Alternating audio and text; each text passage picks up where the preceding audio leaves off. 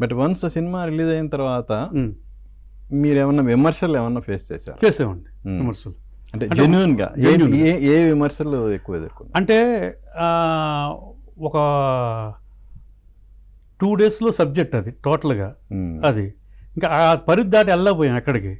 And నాస్టాలజికల్ ఇది 90sలోది, ఇది Pawan Kalyan fan ఇలా దాని మీద.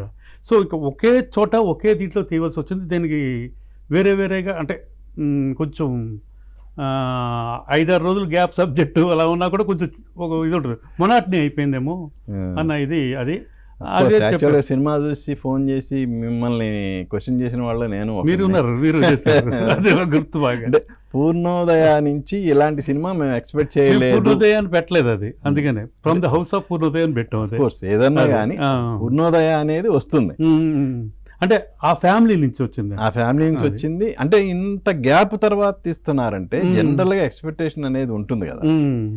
అంటే ఆ చిన్న కేర్ ఎందుకు తీసుకోలేకపోయారనేది బాగా వచ్చింది. మేము ఇంకా ఈ అవుట్ అండ్ అవుట్ కామెడీ దీనికోసం వెళ్ళిపోయాం. అది ఆ సబ్జెక్ట్ చిన్న బడ్జెట్ చిన్న దీంతో అలా చేసేద్దాం ఇదని ఒక ఇది డేట్స్ ఇవన్నీ. అంటే అతను అనుదీప్ సబ్జెక్ట్ ఇది ఇవ్వడం ఇవన్నీ. సో మిస్ఫైర్ అయింది. ఓకే.